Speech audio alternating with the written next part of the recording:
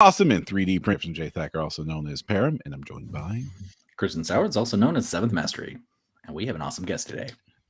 We do Scott from Comet Lord Miniatures. Welcome to the show. Thanks for having me. For those of you who do not know who Comet Lord Miniatures are, they make some of the, and I guess it's just you make, right, Scott? You're a one-man band?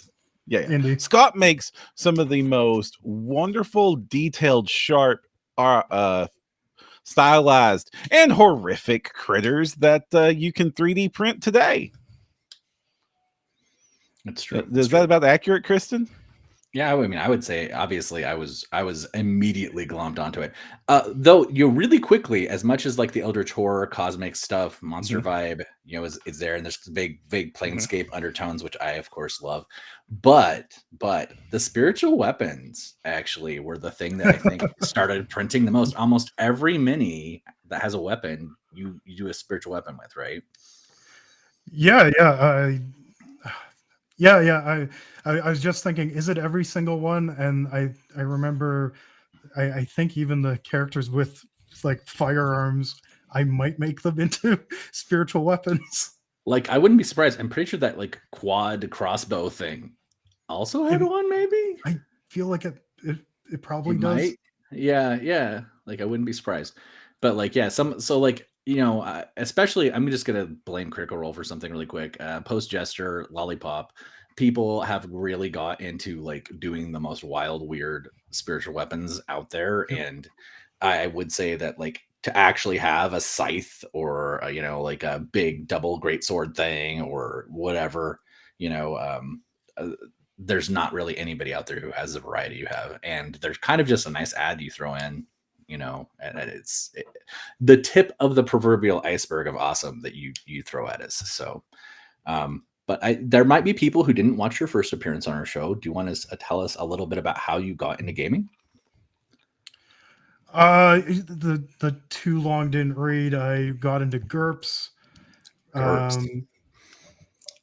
Customized the system to the point of I didn't recognize it anymore.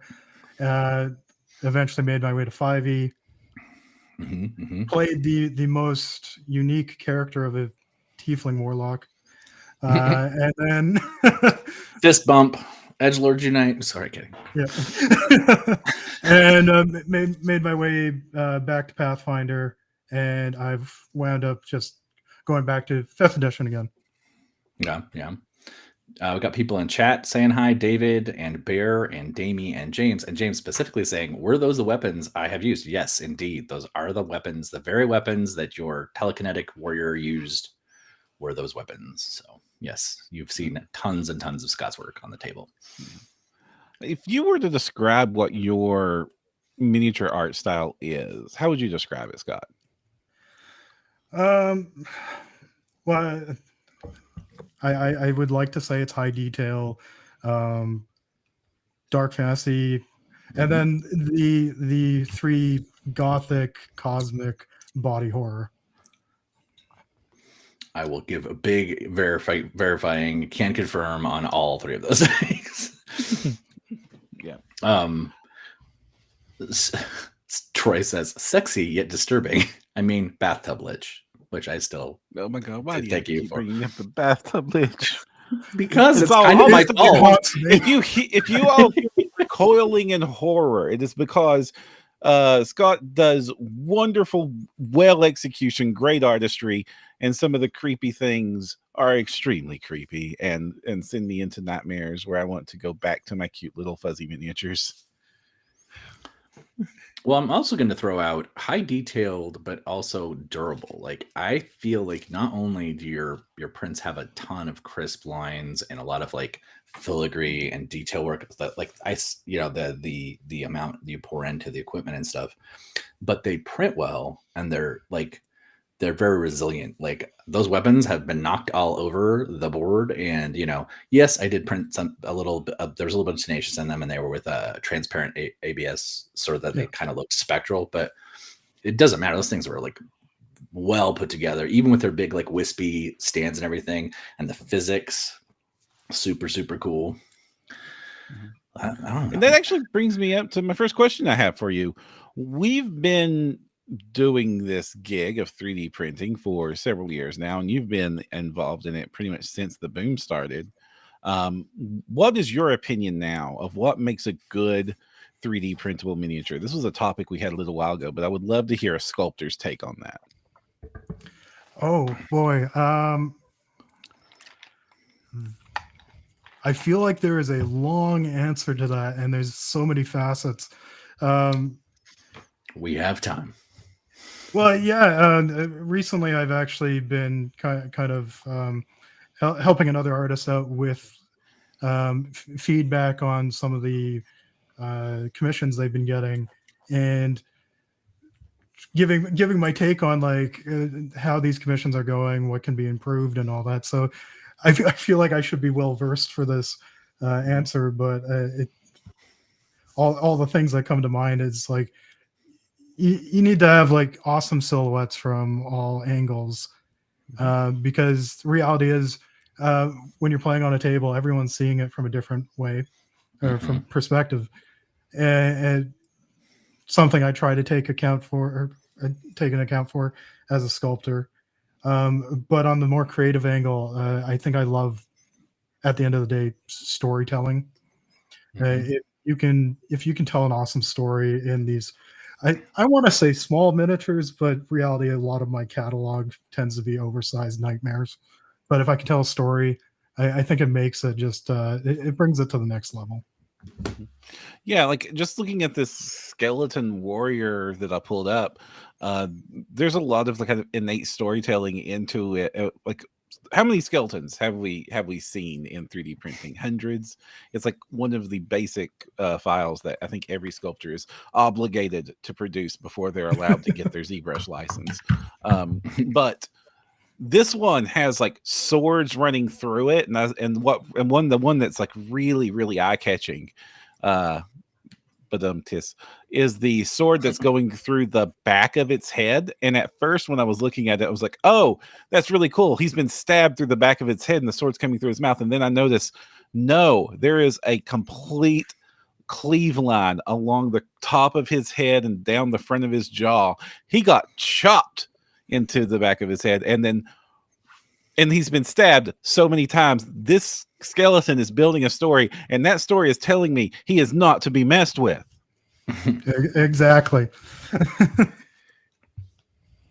Well, if you put this in front of your players and they see this thing's skewered with a bunch of swords, exactly what you said, like they look at it and go, maybe this won't be like every other skeleton we're fighting. Mm-hmm. Not that the gigantic meat cleavers he's wielding in each hand. You do go extra with your weapons, I noticed. Like, it's not enough that they have swords. They have to have gigantic, cool, stylized meat cleavers. It's not enough that they have a crossbow. It needs to be a quad crossbow that looks like it can snipe from 10 miles away. Yeah, I mean, try to make it awesome.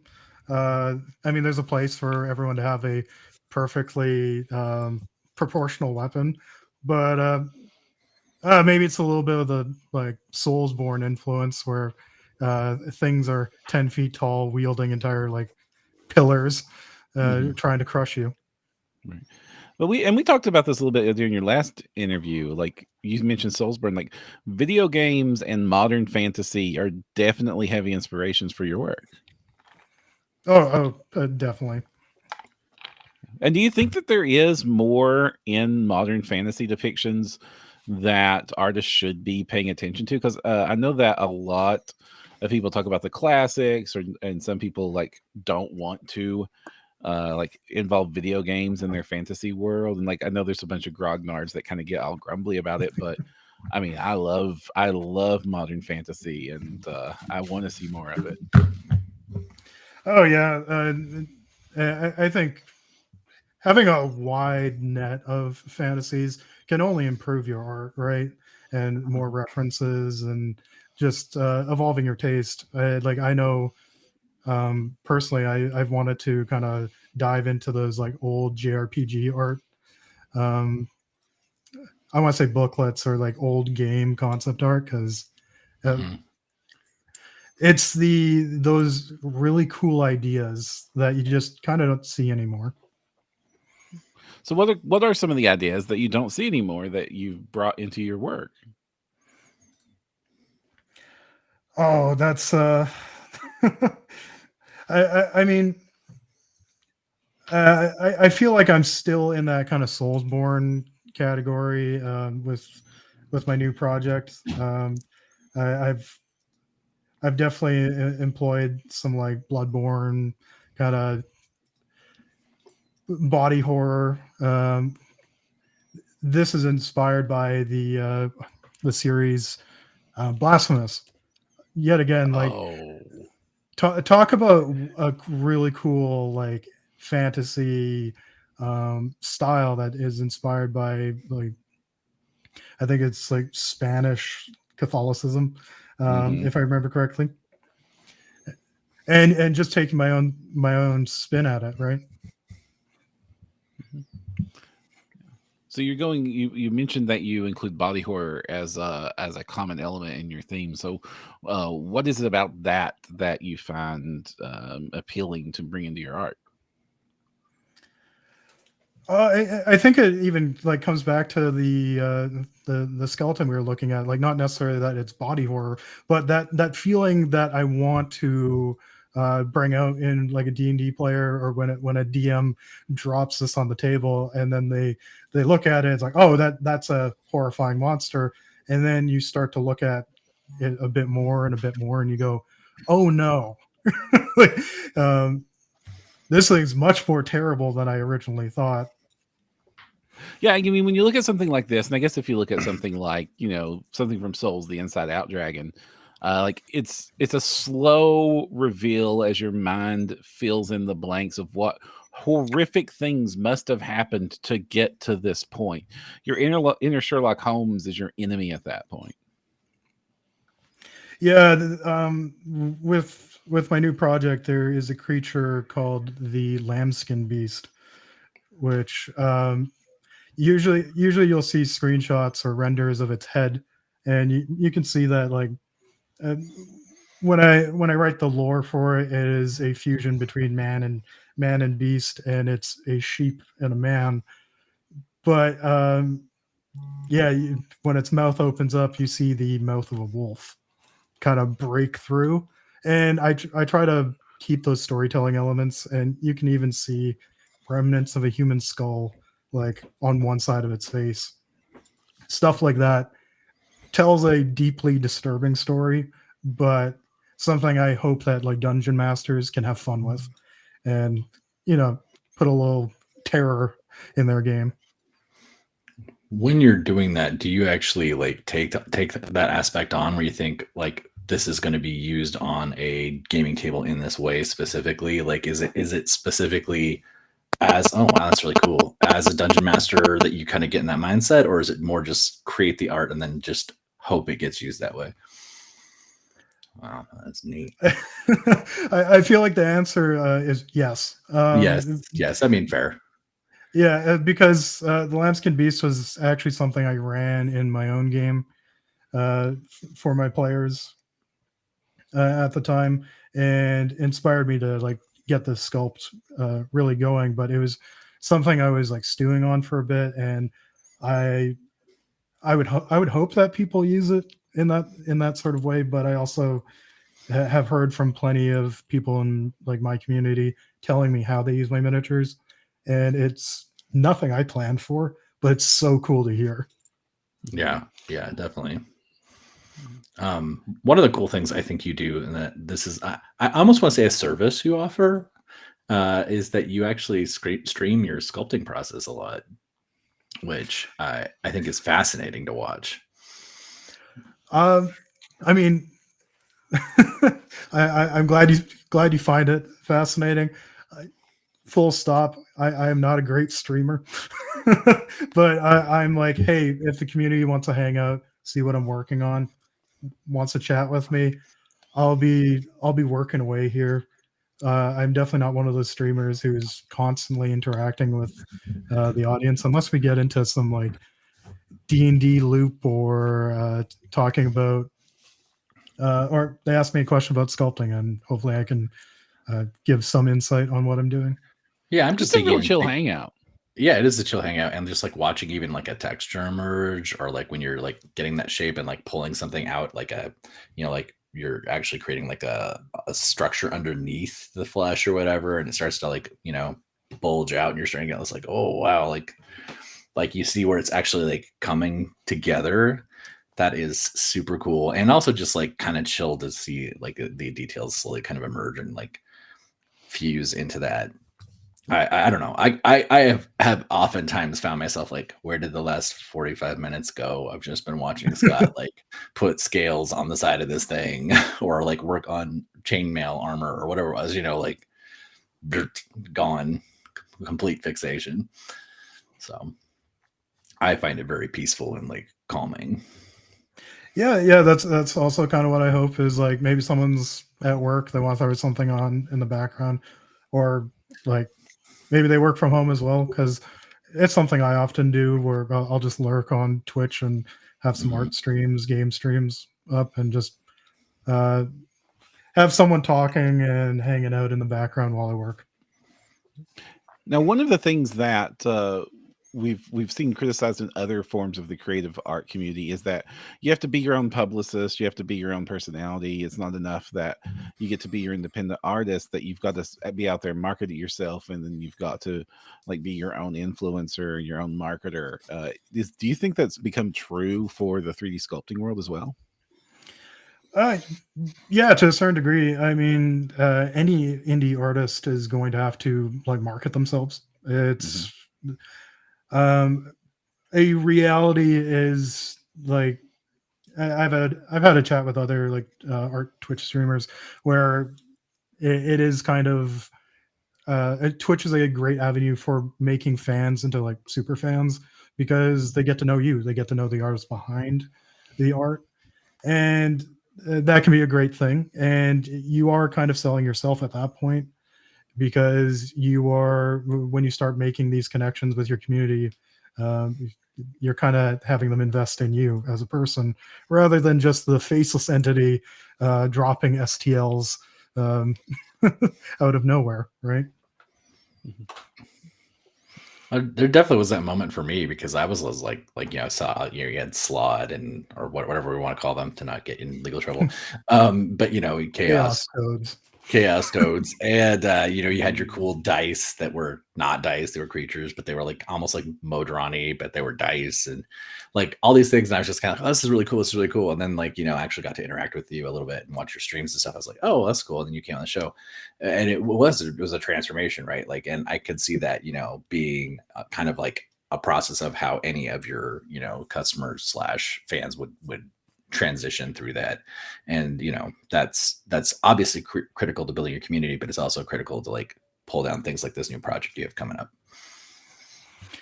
Oh yeah, definitely. It's a different way of marketing altogether, right? It's like I mostly lean on the idea that my art can speak for itself, and you don't need to know me. But if you want to, if I also open myself up to like the Twitch streams, the Discord channel or the server, if people want to interact with me, I am around.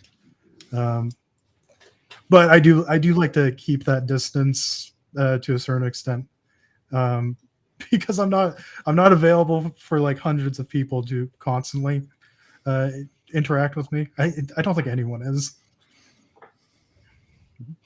Now, one of the questions I am wondering is, you mentioned that you let your art speak for itself, and in a lot of ways, your art really does speak for itself, because your art is unlike anybody else's. You have such a very distinct style that just looking at one of your renders, instantly know it's a Comet Lord piece. Whereas a lot of, and this is no slight to other artists, but a lot of artists will fall back to a few established artistic styles that are very popular right now in order to reach audiences that really love that style, or maybe they really love that style. Do you think that is an important part of your success, or an important part of your process, and where does it play in the industry? Yeah, I mean, I feel like a double-edged blade at the same time. where it has contributed to me kind of carving out my own space. I think you guys have used the term boutique, right?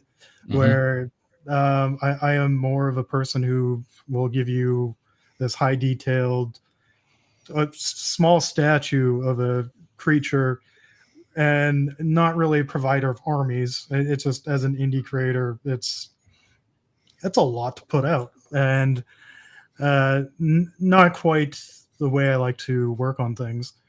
But so I have carved out this space for myself to provide this sort of art, and I try to reach those people.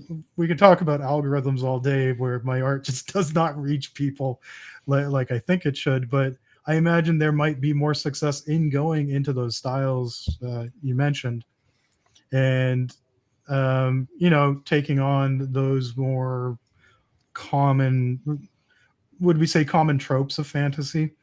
Mhm. Because you're going to reach more people that way. But part of my break and my me getting burnout is also like I do need to pursue things that I have interest and inspiration to do. Mhm. So I think that's also part of carving out what Comet Lord Miniatures is, and carving out like my style in the scene. Now, you mentioned you took a break. Could you talk about why you chose to take a break and why you're coming out of the break now? Those are dangerous words to use, me coming out of a break. Anyone watching this, because every time I've posted, I do get like messages going like, "When are the monthly releases starting again?" I'm like, "Oh no, no, no, no!" Um, Mhm. but I have been working on a few projects in the background over the past few months. I took a break. Actually, it's been a year now, Mhm. um, because I was hitting serious burnout, and it was just a nice kind of end point for monthly releases as they were, because I had pre-supported uh, Mhm. the chunk of catalog that existed before pre-supporting was a requirement. Mhm. And so my releases were about to just shrink down, because I didn't want to re-release pre-supported content, um, because a lot of people who are like long-term patrons, they're not really getting their money's worth if I'm just half the release they already have. Mhm. Mhm. Mhm. And yeah, so it was a mixture of burnout. It was a nice kind of cap point, and uh, yeah, I needed to find the enjoyment of sculpting again, which I definitely have. Well, that's great. And we know when a few years ago, when everything exploded, there was pretty much only like the one template that everybody was following. Like, in order to be a sculptor, you were going to do the monthly plan. And at first, it was like 5 to 10 a month was okay, because that's what Line Tower was putting out. That was what AV was putting out. That was what a bunch of them were putting out. Um, and then slowly the industry changed, and we definitely started seeing more artists, especially some of the more boutique artists, burning out or changing to other release systems. Yeah. Do you think that the monthly release schedule is kind of required still for people entering this space, or do you think that there is more opportunities for other release styles? Oh, see, that's something I'm trying to figure out myself. Because simply put, if I return to the same release schedule as I was doing before, I'm just going to burn out again. Uh, Right. so I've been toying with the idea, like, do I do like every 2 months? Is it smaller releases every month? What and it's figuring out what makes sense for me as a sculptor, as a creator. But I won't lie, it's also figuring out like how to keep people around and interested. It's it's that weird kind of yet again algorithms, right, where you just want to keep posting, posting, and posting. If I'm only doing six releases a year, are people going to forget that I'm in the like roster of things you can choose from? Not sure. Yeah, I mean, I've seen creators like Monolith Arts go and do Kickstarters regularly. I think they did quarterly for a while, and they started kind of doing, bi-monthly, and now they've launched their, monthly tribe, and I think maybe a Patreon also. But like that seems to have been reverse from most of the people. And I think on your end, you were very candid. You were very clear with everybody in the Patreon, and I think like I had no like objections to the way you handled that at all. And I think it shows great respect for yourself as an artist to just say, hey, I need to do this. And I think more people maybe could take a note, because I do see some other creators out there. I'm like, you can tell like a lot of them will push themselves. We've even had people on the show, I'm not going to name names, but we've had people on the show who push themselves to a point where they just disappear, right? Like they're just done. And I would much rather still see you again and see you refreshed and excited again, and I think it was a good choice. But yeah, I think any artist that is not pushing themselves to burnout, reality, like everyone wants to see the person do better, feel better, and and as an artist, like obviously respect yourself, but I'd even argue you're gonna make better stuff, like if you are feeling much better. Yeah. I mean, I don't know about you, Kristen, but when I'm turning in stuff at a deadline, sometimes some corners get cut. I don't know what you're talking about. None at all? Nothing? Never. Okay. Never. No, never. All right. And like I like as someone who is still involved in the monthly release grind, it is frazzling, it is exhausting, and I can absolutely understand hoping, praying that there is another way to make this work, because I do not know how long-term sustainable that is for this industry to rely on that as its primary method of getting cool toys to print.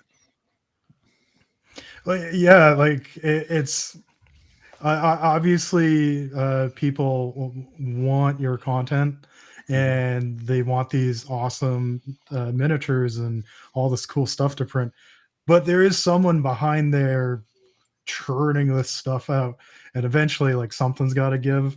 And fortunately, I mean, there are so many people to choose from that, like, if one creator takes a break, you got so many others that can like fill your like content void. What do you think about like one of the recent trends we saw last year, of like the rise of Witch Song, and then the dozens of $1 miniature Oh no. monthly releases? You had to ask me this question. If you don't want to answer this question, we can happily move along. I mean, is it a hot take to say it's completely unsustainable? Like it also, like, as an artist, it devalues your work, and you're just banking on the idea of like social media reach and like gathering as many people as possible. It's like getting a mailing list, right?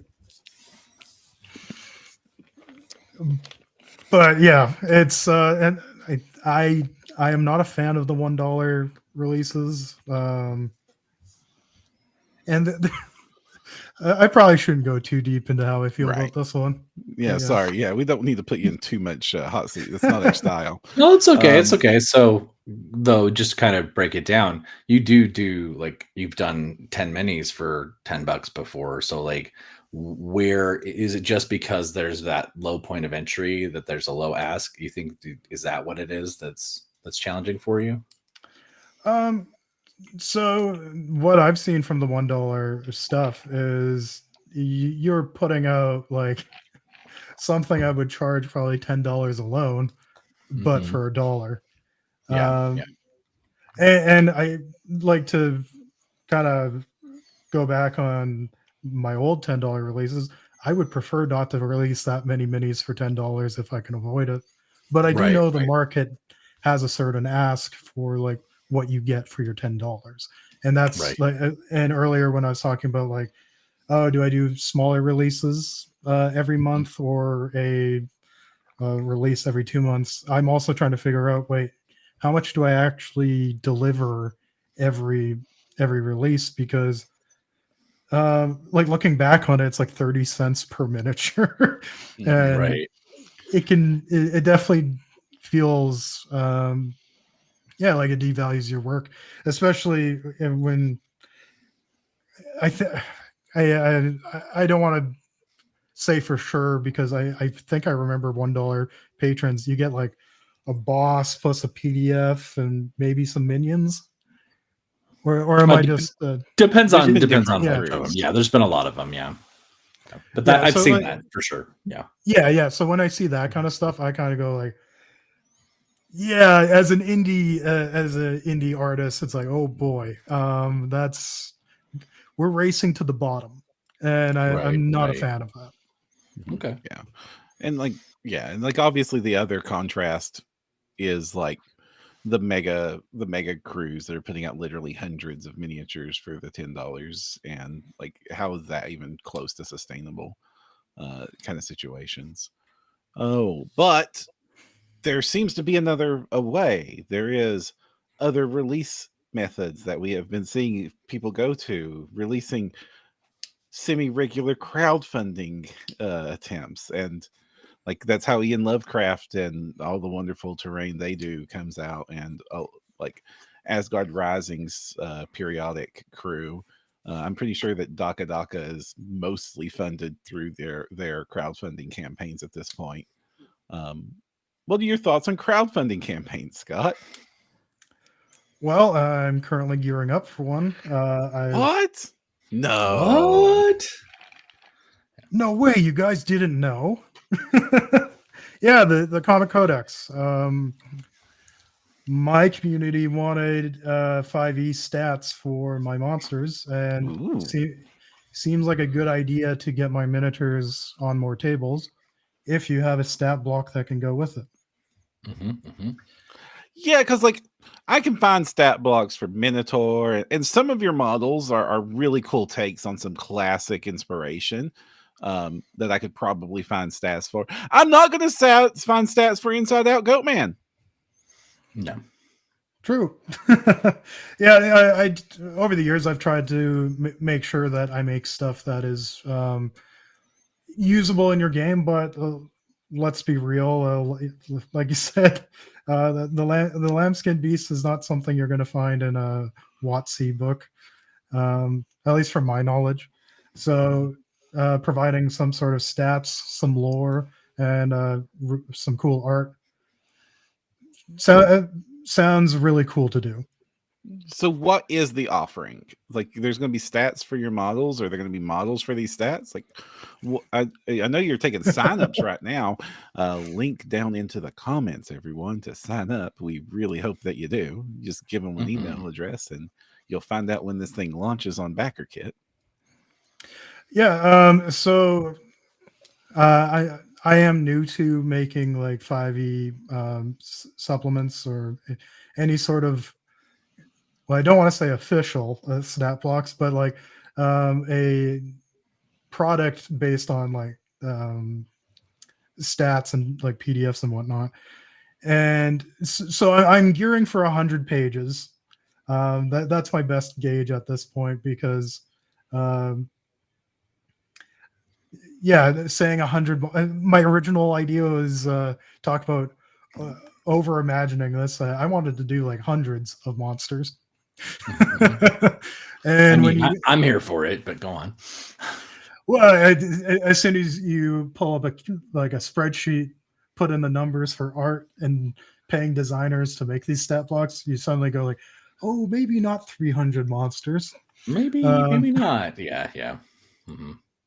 So yeah, I've learned a lot doing a small preview of 10 to 12 monsters in a PDF that's also on that BackerKit page. But yeah, it's the idea is a 100-page PDF Going to print has not been a great thing to figure out, and I don't think Comet Lord Miniatures necessarily has the pull for any sort of print line. Having walked that road myself, it is a whole nother thing. Exactly. So I'm going to stick to a PDF, and currently it's 8 big bad monsters for your D&D or any, I guess, dark fantasy tabletop game, including the False Dragon that is currently on the screen, probably being the flagship model for the Comet Codex. Nice. So let me. I'm a little confused. And mostly segueing here. Is the PDF the only thing in the campaign, or is there going to be an opportunity to also get the models to play with those cool stats? So I guess I'm essentially making content for myself for future releases, because 100 pages we're obviously going to fit more than 8 miniatures or 8 monsters. But there'll be an opportunity to get 3D printable files for these 8 monsters, or physical versions made by Trenchworks. Ooh. Oh nice. Yeah, we're so deep in the 3D printing world. I often forget that. Oh yeah, you also sell physical miniatures, because that's important, because not everybody has a 3D printer. Yeah, I mean, pretty much from the get-go of doing 3D printing, I would get people going like, "Oh, hey, can I don't have a 3D printer. Can I get this? Can I get this?" And it's like, for this campaign, I'm reaching into the 5e homebrew content and reaching out to people who don't have 3D printers as well. Very cool. Very cool. Good Lord, I might have to fight some of these things. Why not, Kristen? I don't know what you're talking about. Yes. If you haven't heard, Param is now a victim. He's actually in one of my games. So, oh, nice. Yeah, this is going to be awesome. Playing an adorable kobold fighter. Paladin, sure. Sorry. Paladin fighter. He got the sword. I hit things with a big metal stick. That's all that is. And you hear voices. Yeah. And you almost exclusively design for the role-playing crowd, right, Scott? Yeah, I've recently worked on stuff that's more for display, but anything Comet Lord Miniatures is for tabletop. Mm-hmm. Now, back to the topic of the physical miniatures and stuff. How important do you think that is for would-be sculptors or other sculptors in the industry? Do you think that having a physical options is very important part of this, or is the 3D digital files enough to keep a mouth full? I mean, reality is that I've been living off of 3D printable STL sales and subscriptions. So I don't think you need a physical line. However, could we argue that 3D printing is its own hobby, and then tabletop miniatures and tabletop gaming is a hobby within another hobby? It starts to kind of focus in on the crowd gets smaller and smaller. It's still a huge, exactly. So I don't think it hurts having physical models, but it's a very different game as well. The reality of a lot of creators, you just make as many STLs and throw them out into the void and see if people buy them. Meanwhile, you got to go through all the process of mastering and producing a physical model and hope people buy it. Well, this might be a forcing you to choose between your darlings, but which do you like more, a really high quality 3D print of one of your models, or one of the physical cast versions? The questions you've been asking me. I'm so sorry. I've been so vicious and unfair to you, Scott. Just roasting me. I think I've been establishing that you're one of the best sculptors in the hobby right now. Facts. True. I appreciate it. You know, so I'll say the casts do hit a different level of detail. But that obviously, folks like at Trenchworks, they're working with much better machines than I am. So, like, whenever I get like a test cast from them or just a proof, it's so cool to see like all the little bits that my printer wasn't able to get. Speaking of your printer, though, you do have some examples of what you can do, right? And some of them like to show. Yeah. Yep. Do we go with the largest one I got Alright. here? Sure. Let's see it. Let's see it. Let's see it. Holy moly! Oh, I love him. He's so happy. I have for to those of you say. who can. Yeah, Okay, go ahead. I was just gonna say, I have to say thank you for the sliding in the D20-esque construct thing. This thing is on. It's kind of like a beholder and a dragon had a baby. I don't even know how to describe it. It's a multi-limbed monstrosity with how many eyes am I looking? Is this singular or is there? I mean, there's eyes also on the D20 thing. There's just all sorts of stuff going on here. I'm not sure it has any eyes. It looks like a mask it's wearing. Yeah, it's wearing a mask. It has no eyes. Okay. He reminds me of No Face from the end of Spirited Away. You got it. Nice. That was my inspiration for this one. Nice. All teeth. Yeah, really let's cool. see if I can. Oh man, that looks so cool! Like it's nice to see an actual physical production that does justice. Because do you make your own render images that you market with? Because they are glorious. Yeah, I decided to try to up my render game during my break, especially for the Comet Codex. I was speaking with another artist, and we're talking about like marketing yourself and posting, and he mentioned, oh, like everything you render out and post, it looks like a product image.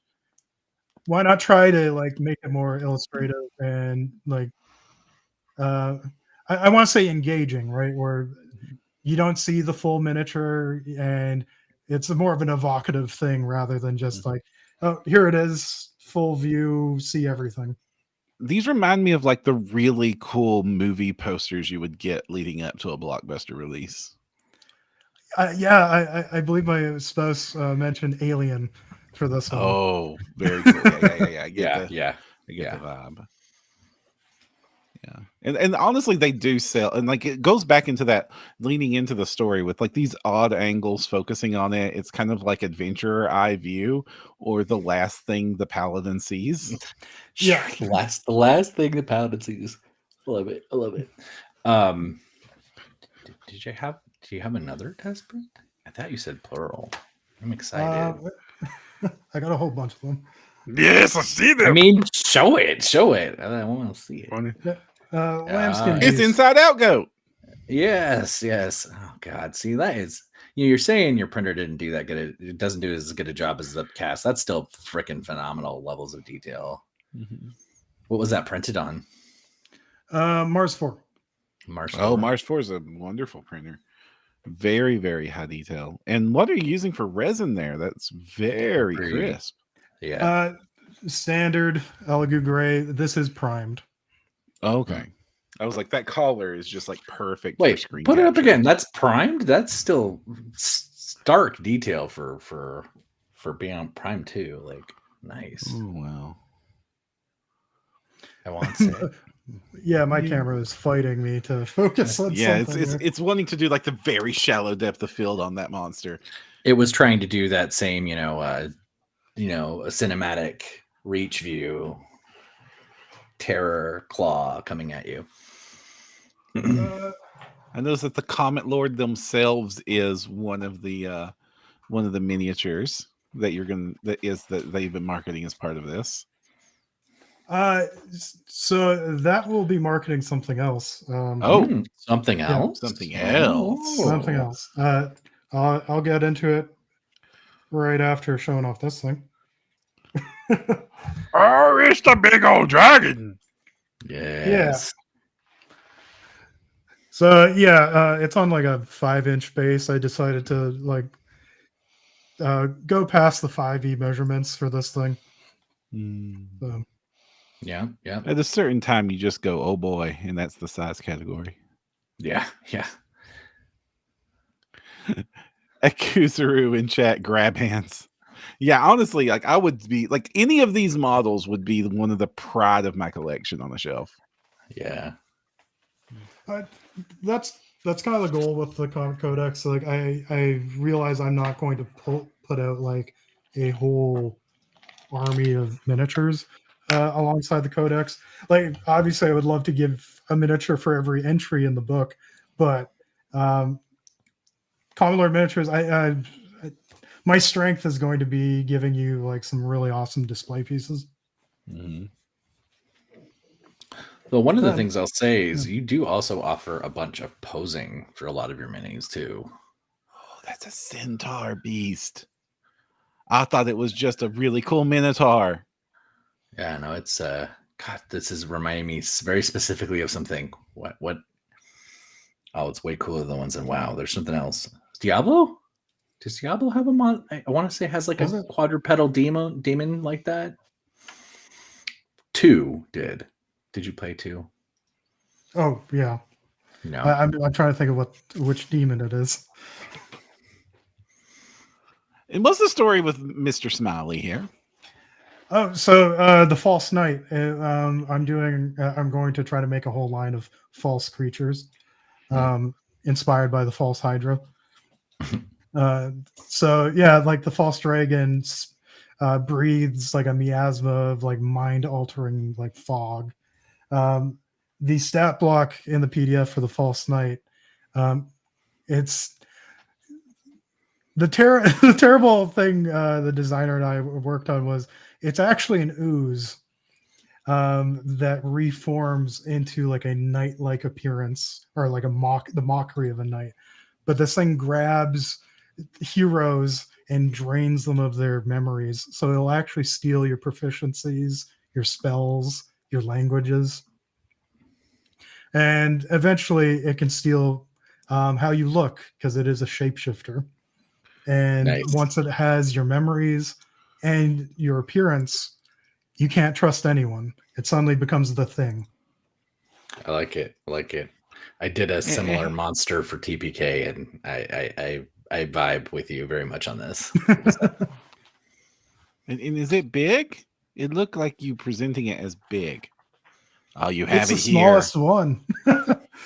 I see that as the Paladin Death Eye view, Param. That's you're on the ground and you're looking at that thing up above you. That's what that is. Look at that. Like your standard hero is going to come up to its shin. The smallest one is still bigger than the hill giant.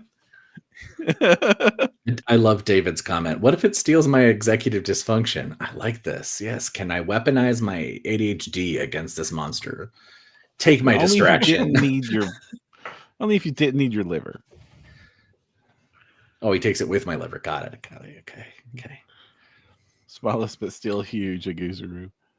Oh yeah, dig it. Oh, and we've got one more. Creepy Angel. I have to say, I love the base on that. I was gonna say the base is badass. Is that like a statue hand, or is it like an animate hand? I'm trying to. For our audio listeners, it is like walking down a severed hand of a giant. I was about to say that has bones sticking out. Okay, that is an actual hand. Got it. And it looks like it's so welcoming. It's very serene in its horrible monstrosity. Mm-hmm. Yeah, a cruiser knows the last test front, which is a little egotistical. Can we see it? Well, I have a suspicion. It's called the Sculptor. Ta-da. Very cool. It's very cool. A certain resemblance to another sculpture we know. Do you also have a third arm?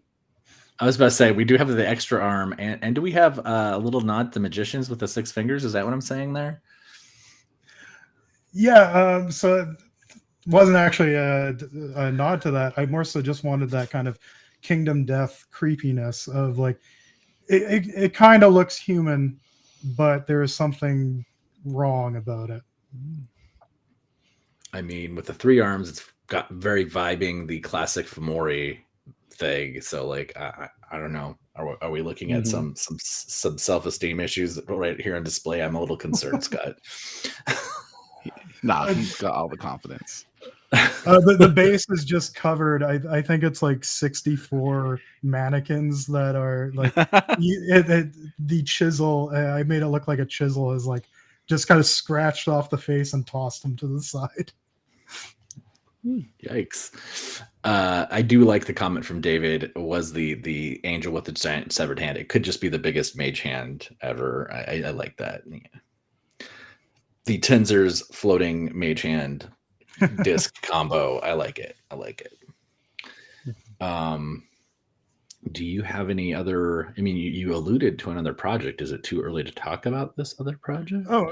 So the Comet Lord render, what it probably will be advertising in a way. I'm going to be opening up mentorships for sculpting. Oh, that's so cool. Very cool. And Yeah. why is mentorship important for sculpting? Like, what does this add to the community?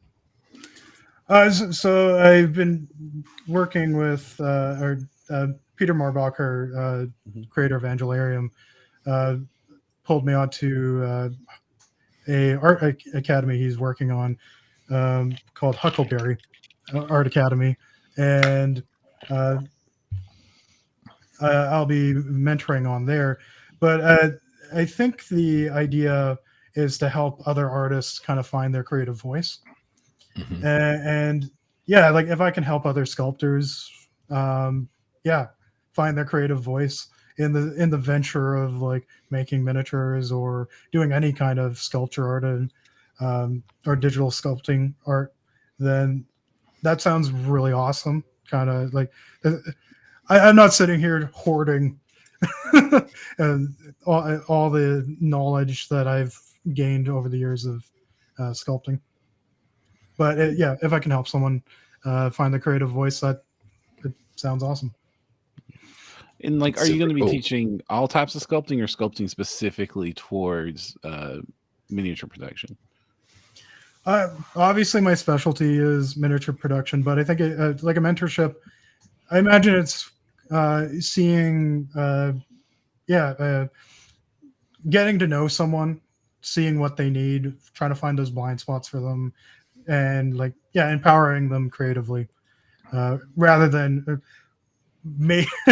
I don't want to like overstep or like oversell. Like maybe one day I'll do classes. I don't know. Maybe I'm not. Like this will be my first mentorship, so it'll be something new for me. Okay, awesome. And if I guess there's no place to like early sign up for that yet. If you Google Huckleberry Art Academy Mhm. and go to the classes section, you'll see my name up there. And I believe there is a sign up below, and you can also join their Discord server. Mm. And if speaking of people wanna- signups, they can also sign up for your campaign already as well. Sorry, I just want to make sure people knew that. Yeah. I mean, I don't want to. I feel like I have just said that every day for the past month, as like the social media posting just keeps going. So it's Yeah. Hence why Thank I'm you. saying it. Yes. It does get exhausting and kind of I always feel a little bit bad self-promoting out into the world, but it's like something you've got to do if you want to succeed and let people get to experience your wonderful art.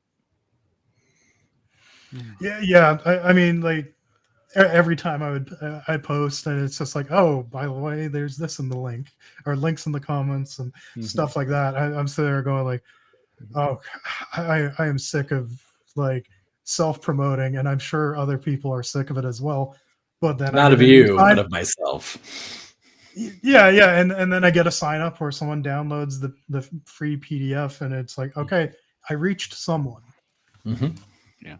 And I guess that's worth re-emphasizing. There is a free preview PDF. Go sign up and get the free PDF to get a sampling of the wonderful, horrific things that Scott has created. And buy some minis while you're at it. There's some amazing Yeah. sculpts. Pick them up. Like, that is a wonderful back catalog to go through on Comet Lord's website. Yes, very much. Ignore the orange renders. Those are those are from my first year or first like couple months. It's okay. They still 3D print. Yep. Anything else you'd like to shout out to, or where other people can follow you? I know you've got a well-stocked Twitter and Instagram. More so the Instagram. Trying to get people on Twitter, that's a mystery to me. But I'm Comet Lord at Comet Lord Minis on Twitter. I think everywhere else is Comet Lord Miniatures. I got a Discord server. I've got that backer kit sign up. There are many places to be notified when my next project goes out. So it's